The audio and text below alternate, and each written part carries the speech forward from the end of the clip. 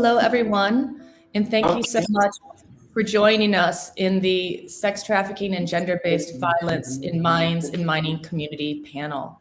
I'm Susan Wheeler, and I am stepping in as the moderator today.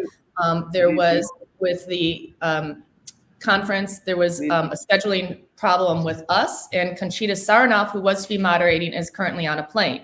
So we hope that Conchita can join us tomorrow when she lands, and to have a separate session to address even more topics in even more areas around this topic. So today we are very happy to bring you our panelists. We have Dr. Jocelyn Kelly, who is director of the Harvard Humanitarian Initiative, the Honorable Grace Ngapu Efratiti, and who is the head of the Association of Zambian Women in Mining. And we have Gladys Balance, gender studies lecturer and researcher, and also a member of the Marangi Women's Alliance. So thank you each for joining us. We're very happy to have you here and to talk about this subject. This panel really came about started in a conversation that I had with Marangi Women's Alliance and a friend of mine, Sarah LaCroix, who works in human trafficking in Michigan. And when Sarah was talking with a group of women about what they were seeing in Marangi, Zimbabwe, which is the diamond fields there in the community, when they were talking together, and Sarah was talking about the trafficking that she saw at truck stops and what that looked like, where a woman would be trafficked from one stop to another and taken away from her home and her community, and would go within the system. It was very similar to what was happening in Zimbabwe in the small scale mines, where women were disappearing, where families were losing their daughters to this system. So building on this and building on what I've been learning about sex trafficking, which is just the tip of the iceberg around our mining communities, and I've been learning on this, I thought we really needed to discuss this as a jewelry industry and to see how this is happening in areas where we source our materials from: gold, diamonds, and gemstones. It's happening globally to the communities that we really rely on in our supply chain. So with that, Gladys, can you give us an overview of the different ways that you see trafficking within the communities, in small scale, large scale, and the different ways that you're seeing trafficking work?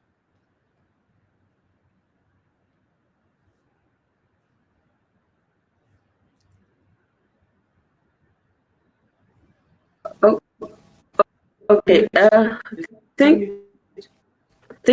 Thank you very much from this day. I'm representing the perspectives of Marangi Women's Alliance on issues regarding to sex trafficking and gender-based violence that has been perpetrated against women and the girls by both artisanal miners and personnel from the large-scale miners. We realized that previously, like what Susan has been saying,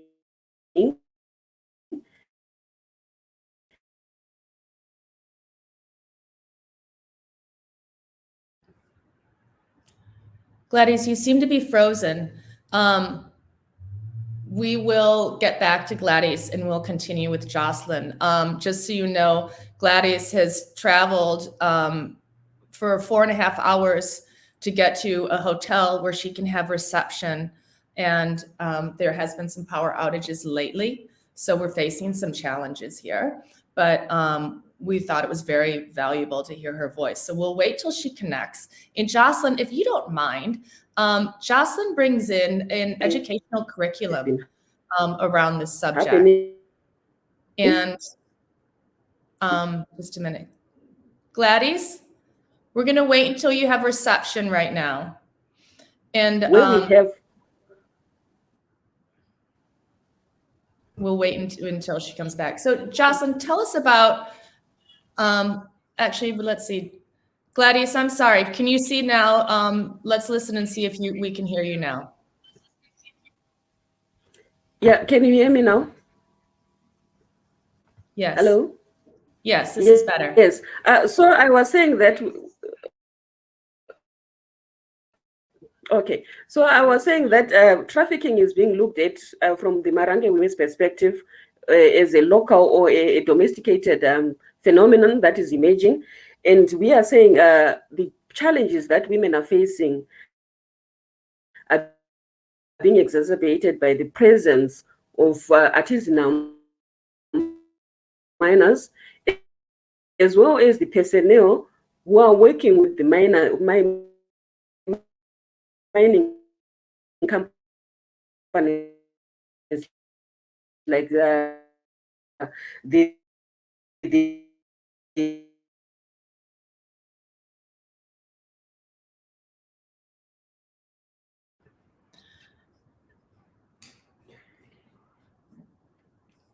Gladys, I'm going to ask you to turn your video off and see if, there we go.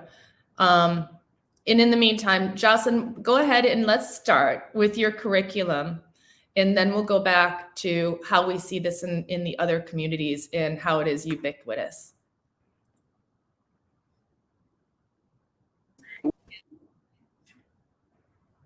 Susan, could we go ahead with the video? We're actually having a fire alarm now that is just a test, but I think that might be a nice way to try to begin the presentation.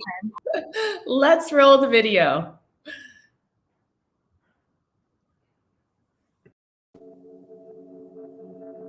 Three women-led NGOs in Eastern Democratic Republic of Congo, ASEFA, SOFEDI, and IFIDI, are partnering with Harvard Humanitarian Initiative to create an evidence-based and replicable curriculum that will address human rights, gender-based violence, and environmental protection.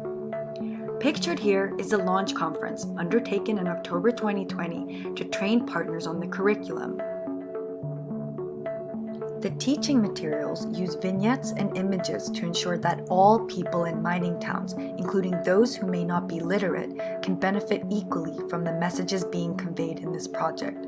The goal of the project is to create materials for a resourceful empowerment teaching kit aimed at reducing sexual harassment and abuse in mining towns while teaching environmental best practices. The year-long curriculum will emphasize human rights and Congolese law, women's protection, safe mining practices, and measures for mitigating mining's environmental impact in the provinces of Maniema, North and South Kivu. The Resourceful Empowerment Project is generously funded by USAID under the RISE Challenge.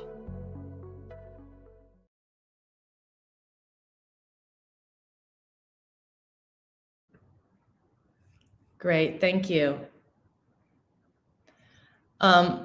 Jocelyn, are you able to speak now? Okay, all right, we'll wait. Grace, why don't we go to you, because I think you also have a good view of kind of the overview of how you've seen trafficking throughout the many areas that you work in mining and in the history that you have in working with women's in mining. Can you help us with kind of an overview of what you see happening on the ground? Thank you so much, Susan. I'm representing Association of Zambian Women in Mining in Zambia, and I'm so excited and happy that I'm part of this program. We are looking at discrimination of women and children in mining, communities, and illicit sexual trafficking, which we have said it is slavery, not trafficking. I just want to share with you that sexual and gender-based violence, SGBV, is a human rights violation and a global concern affecting women. So women, men, and girls, boys across the world, while SGBV can be found within many sectors and value chains.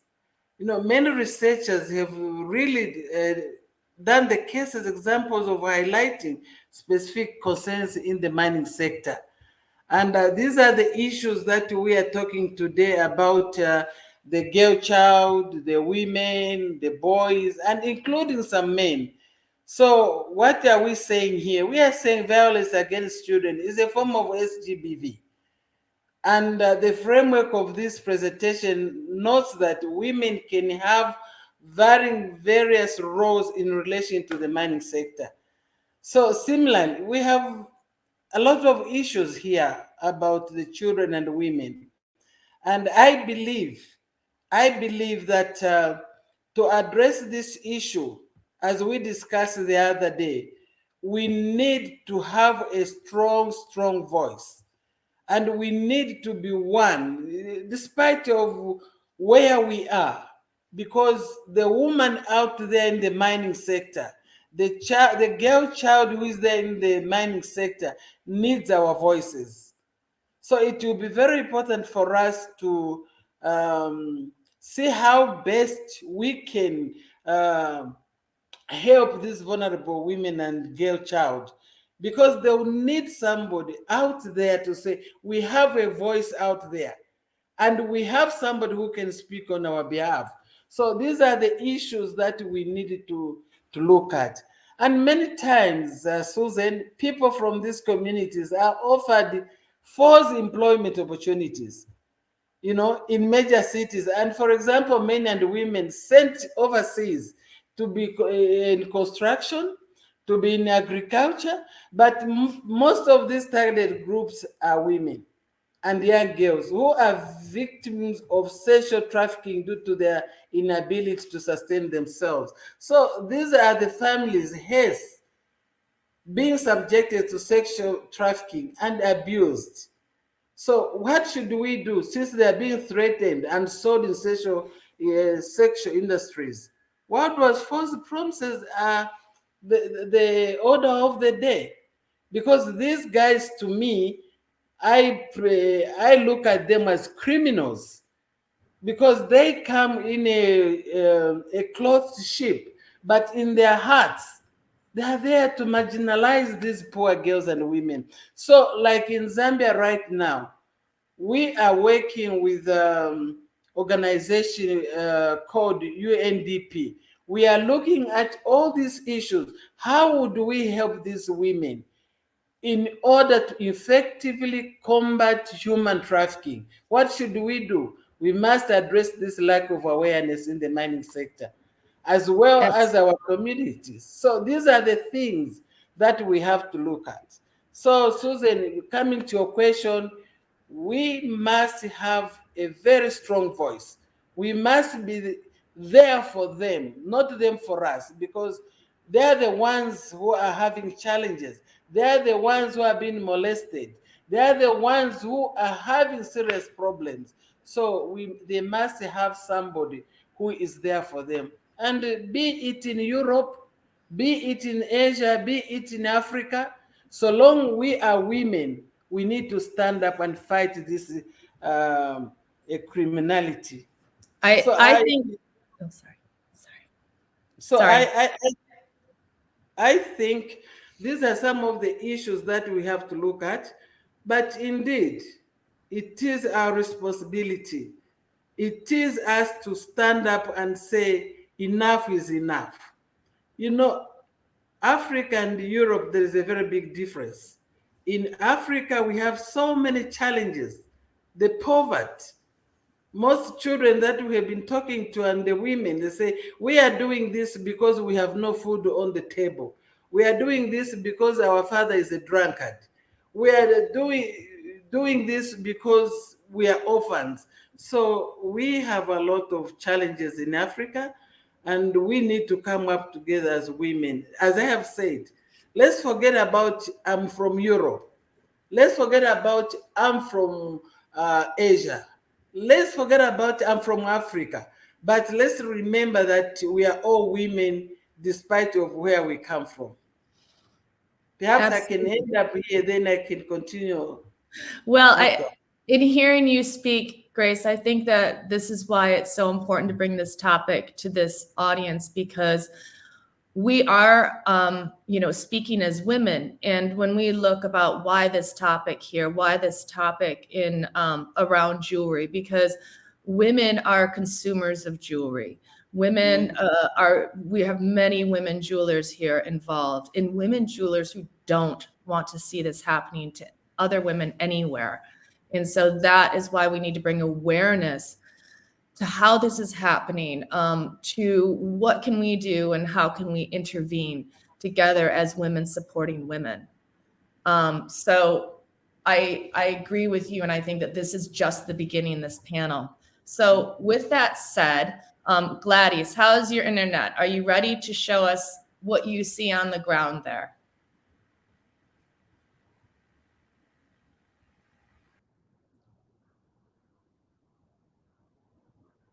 We can see you. So let's see if we can hear you well. It might help if you turn off your camera. Yeah, I think now my network is a bit stable. I can just give it a shot again. Excellent. If I turn it off, okay, let me turn it off. Okay, that's good. I was saying that, okay, looking at it from the perspective of Marange Women's Alliance, there are grave concerns pertaining to how women and girls are being treated, or the way they are living right now as a result of the mining that is happening. And as I said earlier on, we are saying trafficking is happening at the local or at the domestic level. And we are saying the problem is emanating from both the artisanal miners as well as personnel from within the mining companies working in Marange. For instance, we talk of the ZCDC and Anjini. There are certain practices coming from the guards, coming from the security guys, which are subjecting women and girls to the problems or the challenges pertaining to sexual abuse and gender-based violence. And for instance, when we say that sex trafficking has become localized, we are looking at it from the perspective where it become an inter-provincial, kind of system of movement, or where women are moving from provinces, different provinces, as far as Harare, Bulawayo, Mutare, Matabeleland. They are all converging in Marange. And when we say converging in Marange, who is bringing them there? We are looking at the artisanal miners. They go back to their homes after they've made a bit of some money from mining. They lure these women, bring them to Marange with the promises of giving them a better life.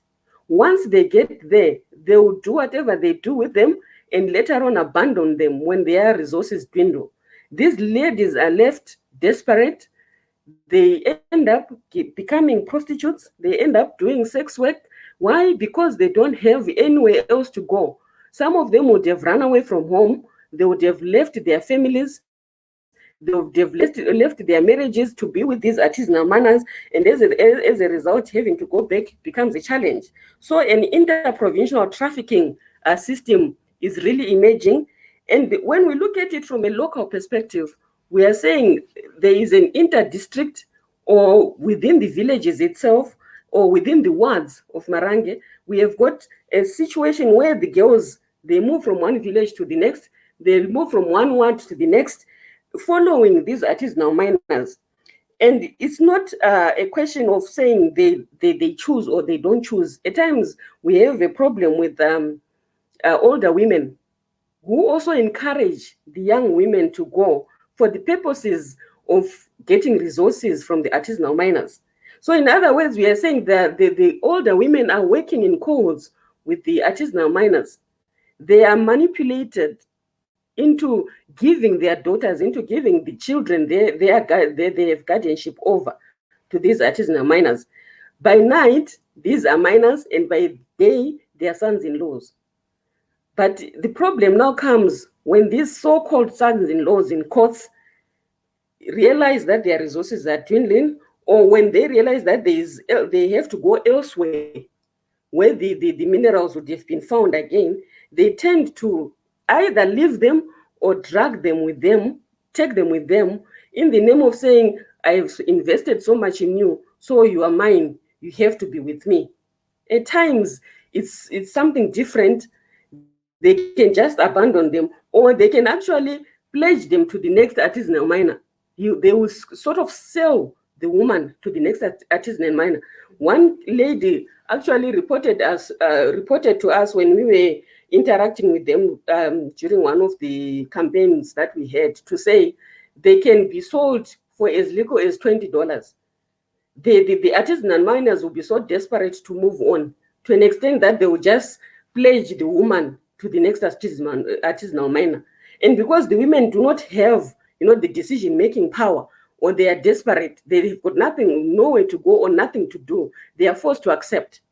And by virtue of doing that, they are being turned into prostitutes. They are being turned into sex workers. Either by choice or by default, they are forced into what? Into prostitution. So this trafficking now, you find that it's kind of happening where the women, the girls, might not have really choices as to what to do. One, we are talking about exploitation. Two, we are talking about manipulation. Three, we are talking about lack of access and control to resources. Because we are saying, had it been a situation whereby they are coming into Marange as workers themselves, then they would have something to do. But there is a tendency to discriminate against the women from working within the mines. That's why we have got a limited number of women within the big mines. And as such, they end up relying on the artisanal miners for their livelihoods, which becomes a challenge because they are now being bonded to these artisanal miners who can do whatever with them in terms of sex trafficking, which becomes a big challenge. Then also we find that it's not only about the artisanal miners. We have got the guards, we have got the securities.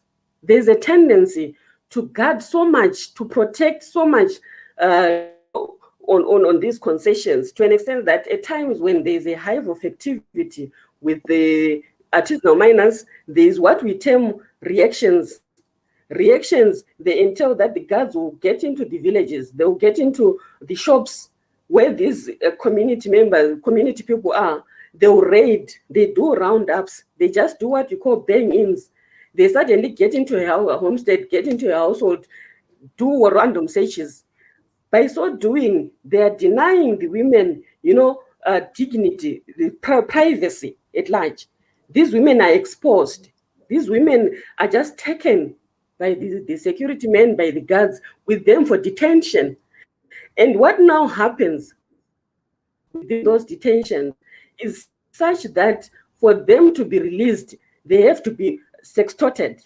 At the end of the day, it's about, for you to be released, you have to pay in kind. You have to give us sexual favors. That's the real problem that women are having. They are being sextorted for the purposes of being released from the detentions that would have happened as a result of the roundups. So there's that friction now where we're saying they are sort of facing a double-edged, challenge. At one point within the communities, we have got the artisanal miners, and at the same time, we have got the men in the uniform who should be protecting them at large. But the problem is these same men who are supposed to be protecting the environment, protecting the minerals, and protecting the women themselves are also now working against them. They are sextorting them, they are violating them, they are abusing them. And the major challenge is, in as much as they might want to report, the system that is there right now is not so favorable because there's sort of lack of willingness to prosecute. That's why at the end of the day, we find that these people, the perpetrators, are walking around in impunity. They are not held responsible of what they are doing to the women. So that's another challenge where we are saying women, girls are facing challenges when there are roundups, when there are reactions, when there are detentions, and at the end of the day, whom to go to, it becomes a problem. And then we also have got another problem where we have women traditionally, from a Zimbabwean perspective, they are the custodians of the environment. They have to go out into the environment in search of fodder, water. They are the ones who rear livestock. They have to take care of the cattle, the goats, and everything. And by so doing, they are forced to venture into the mineral, the field, the mining fields. And when their livestock stray into the concessions, they are again subjected to challenges, where now the guards will confiscate the livestock. And for them to retrieve them, again, they are subjected to sextortion. For you to get your cattle, you have to have sex with me. For you to have access to your livestock, it's either you pay in kind or we release the livestock to some faraway place where they have to trek again to go and collect them. So at the end of the day, they are left with little choices. And what just happens is they end up becoming subjected to issues of gender-based violence and sexual violation. Then, above all, we are saying, yes, there's trafficking, but what is really emerging in Marange right now pertains to gender-based violence. There is an increase which has been shown or which has been manifested by rape cases. Young girls as young as 11, as young as 13 are being subjected to rape. They are being raped. And the reportage, yes, it can be done, but willingness to prosecute is compromised. Women are being manipulated. They are being exploited. They are promised better lives by these people who later on rape their children. We had a case where a homestead was burnt down by a man who had gotten into a relationship that resulted in a woman leaving a marital home, getting married to him, and in the process, he went further to rape her daughter. And because of the confrontations, because of the conflict, he goes on to burn the homestead of that woman. So in a way, we have a problem. So with regards to our way forward now, we are saying the major problem that we have realized as Marange Women's Alliance is that there is a kind of culture of silence that is prevalent amongst the women in Marange. One, it is embedded in issues of religion. Women seems to have been socialized into this system's justification. We tend to have women who justify the situation. So we want them to be out there to talk about it. Yes, as Marange Women's Alliance, we have been encouraging citizen journalism, but we need to step it further so that everyone becomes involved, everyone gets the understanding of what has to be done. Also, we have realized that there's lack of education and knowledge of the women's rights. Yes, human rights, but the women's rights themselves, they have to be amplified. We have to have the women's voices heard. And in such a situation now, as Women's Alliance, Marange Women's Alliance, we are calling for training of the trainers.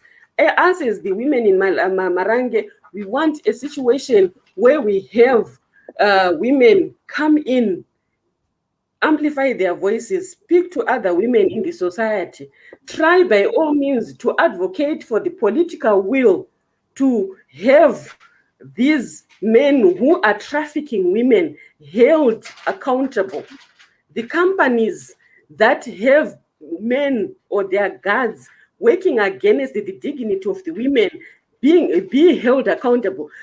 I will tell you one thing for sure. I've been trying to find gender policies for these companies online on the public domain, but I failed. And as a result, you tend to question that, do they have the will to work to address the plight of the women? If we don't have a gender policy on the public domain, what does it entail? How do we question them? How do we bring them to book? So as Marange Women's Alliance, we are really advocating for that education to be there, to be visible, mobilization of women to come on together and work together. I think with that, I rest my case. Thank you, Susan. Yeah. Gladys, I think that this is everything that you've brought up is so important. I think that Marange Women's Alliance has been doing wonderful work in intervention. I just want to say also in putting this panel together, their Oxfam has a paper out on women in mining and gender assessment around gender-based violence. And I hope that this is something we start to integrate some sort of assessment into all mine sites because it's not properly explored or covered. But when we're talking about education and immediate interventions, that brings us back to Dr. Jocelyn Kelly, who has an entire curriculum. And would you like to show us your presentation now, Jocelyn?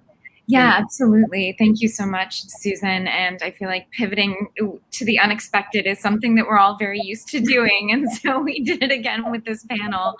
I decided to present slides for my presentation because the visuals are such a core part of the project that we're excited to bring to you today. And I also just want to say thank you to Susan and everyone in the audience, but particularly to these extraordinary women who are also on the panel with me, to Gladys and Grace for the work that you do. So I'm presenting here on behalf of other extraordinary female human rights champions who work in the Democratic Republic of the Congo, where I've also worked for the past 15 years. And what we wanted to do at the beginning of our partnership 15 years ago with all of the organizations mentioned on this slide, ASEFA, IFED, SOFEDI, was to begin to document the problems that Gladys and Grace have talked about so eloquently, and to raise awareness about some of the horrific challenges that women faced in artisanal mining towns. But recently we decided that just documenting the problem and surfacing these issues wasn't enough, and we decided to take collective action together to create some change in some of the most remote mining towns around the world. And I'd like to tell you a little bit about that story.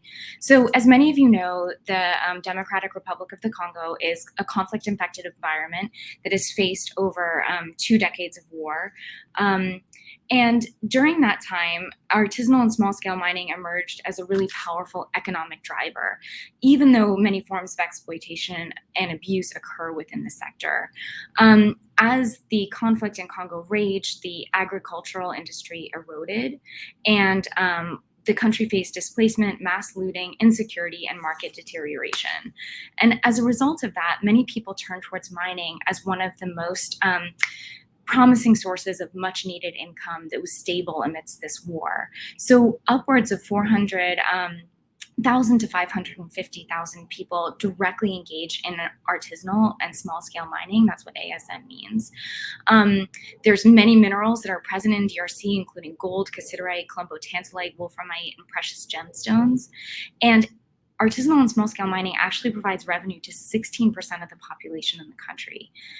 But as noted before, it also carries this risk of discrimination, exploitation, and abuse. And in particular, there was little systematic work to really understand the shape of that kind of abuse and exploitation. So we worked together with these extraordinary human rights defenders and change makers in Eastern DRC who are women advocates and who created their own grassroots organizations to begin to document some of these challenges in a really systematic and rigorous way. Through a course of a number of projects supported by USAID and the World Bank, we found that only 17% of women working in mining towns think that they actually have the right to work there, even though their right to work in mining is protected by law. This feeling that they don't belong or don't have the right to be in these sites means that they face extraordinarily high levels of exploitation and abuse by men who try to extort them. 1 in 7 women were forced to trade sex just to access work in the mines. And it's not high paying work. It's being, selling small baked goods by the side of the mine, selling avocados, selling beer. And so they're really pushed out of the value chain, but still have to face this exploitation just to be present in the mines. 1 in 3 women stated they had experienced sexual harassment, and only 1 in 4 of these women had discussed these kinds of abuse that they faced. We also undertook a large-scale population-based study all throughout the east of DRC and found that 1 in 15 people had experienced some form of trafficking. One of the most common forms of trafficking was labor trafficking and debt bondage, but we also found that women face sex trafficking and child marriage as well. But despite all of these extraordinarily high barriers to entry and to facing really high levels of abuse, women's right to work in mining towns is enshrined in Congolese law and in the National Mining Code. And women have stated themselves that they want to continue working in the areas, but they feel that they have the right to work safely. they stated during these research projects a number of solutions that would help them do this more effectively. Those solutions included self-organizing, connecting with one another, connecting with these small grassroots organizations that had popped up spontaneously all across the country with the same mission, and in order to create some collective action around the problems that they faced. So what was the path forward? We thought about providing technical assistance related to safety and health in artisanal and small-scale mining, to engage in education around the mining code and the rights that women and men have, so women could no longer be told they didn't belong or had to bribe people to be able to work in these towns, to strengthen the capacity of local associations so they could better advocate for themselves, but also be connected across organizations and advocate across the country, and then to promote grassroots inclusive economic cooperatives, which women are usually excluded from in Eastern DRC. So we created a curriculum we're really excited about called the Resourceful Empowerment Project. And the project is the title of Elevating Women's Voices for Human and Environmental Protection in Congolese Small-Scale Mining Sites. I put a link in the chat for anyone interested in learning more. So ASEFA is a woman-led organization, and it's leading this consortium of other women's organizations across 3 provinces that basically span the entire eastern side of the country. And their goal is to empower women to advocate for better environmental practices as well as improved human rights. This is actually one of our amazing project partners, Vivienne, who runs the work in South Kivu. So what did we want to do? We wanted to create relevant, sensitive, and evidence-based learning materials that people could learn from and teach each other and have a train of the training models. So basically, we have a scalable curriculum that is easy to implement and really cost effective. We drew on lots of evidence-based practice, which is where Harvard University comes in. So we're really good at researching what works and what doesn't, and we're pretty good at teaching. So we also helped these amazing organizations put together the teaching materials to lift some of the burden off of them. One of the things I'm most excited about for this curriculum is that we acknowledge that a lot of people working in small-scale mining didn't have the opportunity to access education, and that's particularly true of women. So we decided to create a curriculum that was actually really visual-based, using vignettes and a comic book style that could be kind of captured or understood by folks who are not necessarily able to read long reports. And our favorite part of this curriculum is that it was actually created by a female Congolese artist who helped us put all of these extraordinary materials together. Here are a few of our favorite images from this work. Here we're showing the importance of getting an identification card for your right to work in small-scale mining, and it's a way to try to combat exploitation and abuse that you might face by having more of a formalized presence. And here's one of our incredible women trainers who's doing a training of the trainer session with male miners. And you can see, I think that looks like maybe some coltan or cassiterite here in the lower right-hand corner. What we've seen over almost a year of implementing this work is that the impact has been off the charts, far better than we had expected. And I don't want to say surprisingly, but we've actually seen extraordinary uptake from the Congolese government and interest in kind of disseminating this much more widely than the pilot sites where we're already working. Really incredibly, also, the government and the Ministry of Health came to our trainers when COVID hit and said, everyone listens to you, you have beautiful materials, can you help raise awareness about how to combat COVID in the mining sites, because it hit right at the beginning of implementation. And we were able to do that and also able to continue training in a safe and socially distanced way. We've also found that both women and men have been able to successfully advocate and insist on their right to have protective equipment, which wasn't happening before, that men and women are now collaborating to help each other in ore laundering at the sites. We've seen a number of male champions stand up to fight against gender-based violence and to support female leadership in mining towns. That has led to more equal pay for men and women being able to actually join more mining cooperatives where a lot of decisions are made and where a lot of power rests in these mining towns. So right now we're in a pilot phase. We cannot wait to take this to scale, to work with women partners across DRC and across Africa to make this more sustainable and replicable for other sites. And that's it. Thank you all. Thank you so much, Jocelyn, for that presentation. And it's wonderful that there's a curriculum that you've built, and I'm sure there are so many mining communities globally that could use this. What's being done now as far as how we're connecting as, jewelry industry people with other mines and other mining areas to try and get this curriculum in other mining sites? Is there something that is being done or that we can know about to help spread this to women in mining communities everywhere? We love that question, Susan. And one of the things that we are really excited about is the head of our consortium, Annie, is a Congolese woman who is also the president of RENAFEM, which is the National Women's Network for Women Working in Small-Scale Mining in Congo.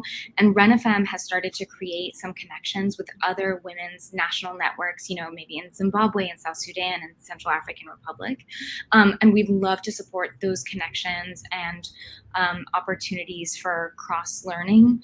I will note that we are, we're applying for grants. We really want to keep this work going. It's been a little challenging for obvious reasons. I think the world is really focused on the pandemic and the challenges brought by that. But I think we've tried to create something that's really cost effective that can be shared pretty easily. We'd really love the opportunity to continue to adapt this for other environments. So one module of the training does relate specifically to Congolese law and the Congolese mining code, but we'd love to work with partners to think about adapting that to the other country contexts in a thoughtful way. So I think there's a lot of opportunities, and it's an extraordinary consortium. It's been such a joy to see it kind of forge ahead despite a lot of the challenges this past year. I think that everyone will want that to forge ahead. And let me just say is on this topic that when I was looking into many of the research papers that have been done, and even to assessments around gender-based violence and women in mining, many of these groups who've done this have been defunded since COVID. And it seems like we really need to push as women to see the funding continue to go towards assessments and towards bringing education curriculums like yours and into the communities around gender-based violence. Grace, as president of the Women in Mining Association Zambia right now, how do you see ways that we can bring this curriculum forward, and in what the women in mining associations can be doing and are doing in these areas? Thank you, Susan. I think for us in Zambia, or normally I don't talk about Zambia alone. I speak for Africa because I feel Africa is one. I think what we need to do here is to, first of all, we need to find out what is the root cause, which is causing this sexual trafficking. Secondly, we must also know that these are issues which start from the communities and the families. So we need to tackle with the families first. We must talk to the families. Why is it that this sexual harassment, this sexual trafficking, and other related, SGBV is in place? So those are the things that we need to do first. Secondly, we need to have education. We need to sensitize. We need to understand. They need to understand that there are people out there who are able to help us. Why I say to help them? Because most of the mothers, they are divorcees. So we need to have the education. We need to make sure that we reach them, we talk to them, because these things are happening from the families. And us in Zambia, as the Association of Zambian Women in Mining, we have put in place, actually we have been going around. We want to formalize some cooperatives for us to be able to interact with them to understand what are their problems. And we also discussed with some of the traditional chiefs, traditional rulers, to help us sensitize these people, to help us to come together with these people. But also we have a problem. The chiefs, some of the chiefs in our society, they allow such kind of things to happen, like early marriages, like you have to, if you are sick, you have to sleep with a man so that that disease goes. So these are some of the things that we need to put into education, to educate the very communities from the start. Because I find that all these challenges, all these things that we are talking about, the root cause is the community and the family. The outbringing is very important. I know there have been so many researches, but we talk about these things, they write good, they speak good English, but when it comes to implementation, we are not there. And we shall be talking about the same thing all the time. So it will be important for us to have this uh, education sensitization, so that those people who are not aware of the dangers, one, the early marriages, two, the cleansing, that if you sleep with a man, then your disease will go away, then people go there to sleep with men. Sometimes actually it's not sexual abuse. They go in themselves because they have been told, if you sleep with that man, you have luck, especially in Africa. So these are some of the things that we have to tackle. Coming to what is going on, me, I find it that the problem that we are having is most men, they feel challenged.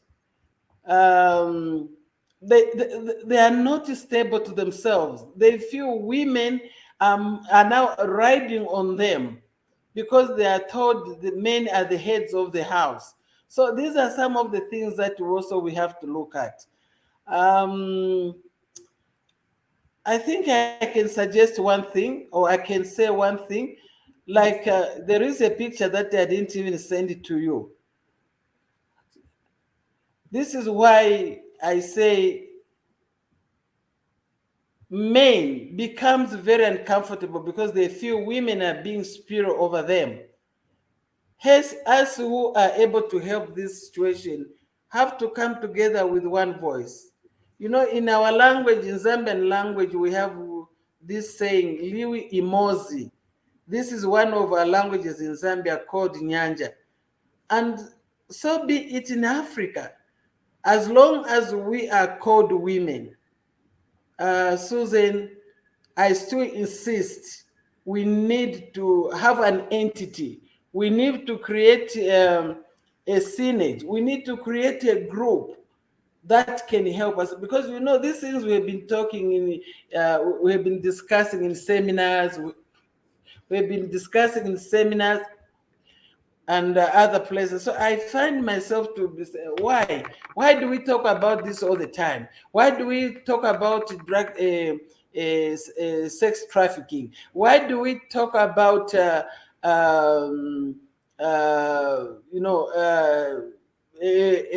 young girl sleeping with an old man in a mine, or a young girl a young man sleeping with an old woman? So these are the things that I feel that yes, as much as we are discussing these issues, but we must find out exactly what makes these things to happen.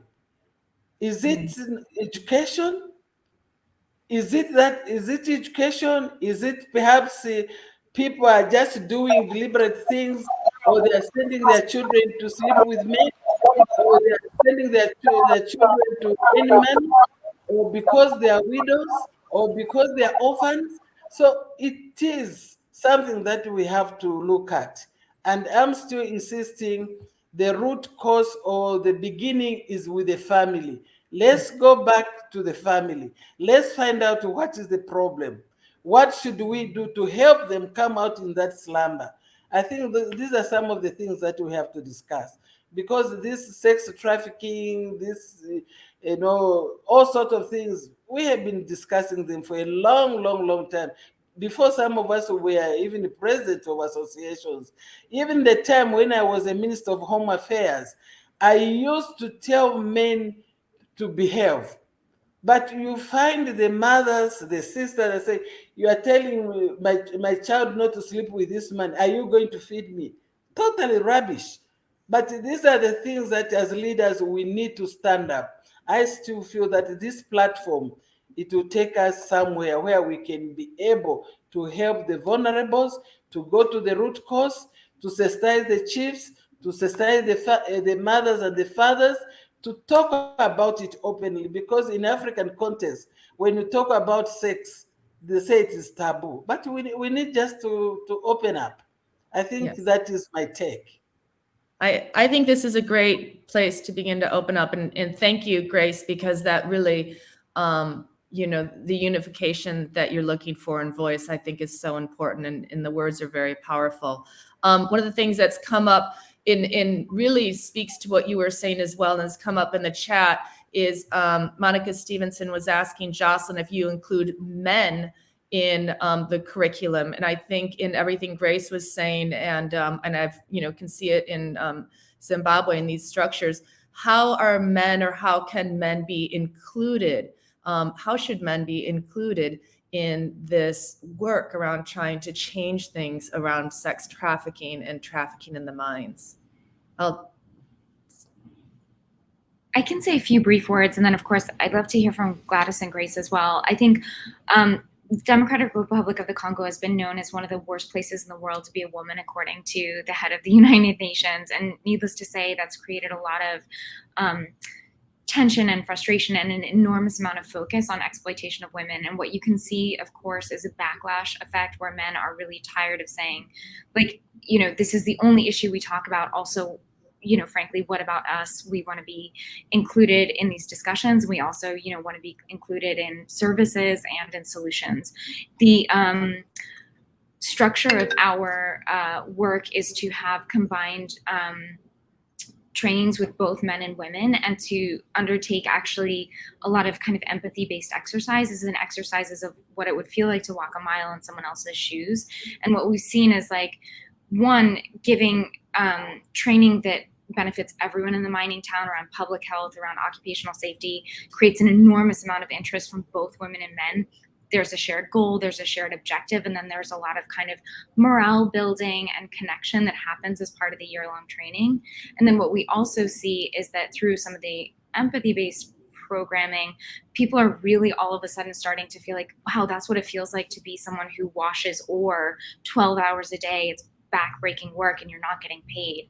And that's where we've seen actually all of this, frankly, spontaneous, unprogrammed, community-based action to advocate for more equal pay, for more equal participation in mining towns. That was not prescribed within the training. Those were things that community members came up with on their own as something that the kind of community they wanted to live in would look like this.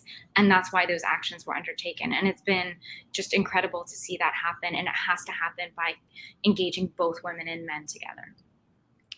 Thank you so much. That's wonderful. We have just 5 minutes left. So Gladys and Grace, if you want to quickly speak to that or have a few words in closing, then we can address that as well. Okay, thank you, Susan. I think in Zimbabwe and in Marange, particularly the Women's Alliance, we are trying to engage the traditional leaders. We are trying to engage the police to be involved. And it is our hope that we will continue to mobilize them to be with us, to work with the women, to have an attitude change towards the way they view women's groups, the way they view women as a gender, and to appreciate that women really are there to support them, not to override them. We want to avoid a situation whereby they misinterpret our presence or our endeavors as trying to challenge them, but to appreciate that it takes both males and females men and women to work together for the betterment of the communities that we are living within. And as a result, it is our wish to mobilize and to keep working with the men towards that. Thank you. Thank you. Yeah, Gladys, thank you. Yeah, I think when we talk of attitude, we have to change the attitude. First of all, we need to understand that we come from different backgrounds, and we come from different families. So we have values where we come from. Now, coming to the police, as Gladys has said, it is a very good thing. But some policemen are the culprits, are the one who are doing, harassing women, sleeping with young girls, because they are taking advantage of them because they are police officers. So we need, I think, for me, I would love to see the organization to take a center stage, so that even when we are talking to the chiefs or whoever, or the council, or the whoever we're going to talk to, we need to have a strong base to ourselves. We need to have the strong organization that will be only for women to stand up and speak, and defend the other woman out there. I think this will be the most important thing for me. Yes, we need also the political will. Is our countries, the leadership, are they able to support us? Are they ready to fight the fight against the sexual harassment in mining, say, areas? So these are the issues that we need to tackle. And also, we need to see to it that as women, we should not be like the men who only talk, but let's be women who can walk a talk. I believe by doing that, even the world will see that women now, they are strong, they've stood up as one. I repeat this again, be it in Europe, in Asia, in Africa, if you are a woman, you are a woman. And we have just to come together. Let's unite ourselves. Let's see how best we can fight these criminals who are, destroying the society in our countries and in the mining area. Thank you. Grace, it's so powerful, and we stand with you on that as women supporting women. And I think that and all of the men on here as well, Brian Cook, Women Helping Women, plus the international jewelry community stepping up. So I think that we have this is the beginning of a strong voice, and I think that we need to continue to say that we want this to be addressed. We want this to be addressed globally in mines. It's happening everywhere. We did speak today on, specific areas in, in DRC, in Zambia, in DRC. This is happening throughout South America. It's happening in mines globally. And we need to come together, I think, as a jewelry industry and say, no more. We want this addressed. We want this included in assessments, in the way mines are looked at, in the structures, right? I mean, we have just a few more minutes more, but to have women included in the mines, to have jobs in the mines that are viable jobs, that are accessible jobs. Women can be working in the guard system. They can be doing many, many things in the mines that they currently aren't. So with that, thank you, Jocelyn. Do you have any closing words as well? No, thank you so much, Susan. Just to say again, it is an honor to be here with Grace and Gladys and to represent these extraordinary women who are making such change on the ground. Thank you. Thank you so much, Grace and Gladys, for joining us as well. It was truly an honor to have authentic voices telling us what things look like in your communities. In Grace, all the efforts that you've made. In Gladys, traveling 5 hours to get to a space with internet to share for us. So we look forward to everyone really staying on the subject. Jocelyn, we're all rooting to have your curriculum taken globally to mines everywhere. And Grace, we are one voice with you. So this is just the beginning of this conversation. We will be supporting this movement towards a unified voice to stopping trafficking in mine sites, in mining communities. Thank you very much. Bravo.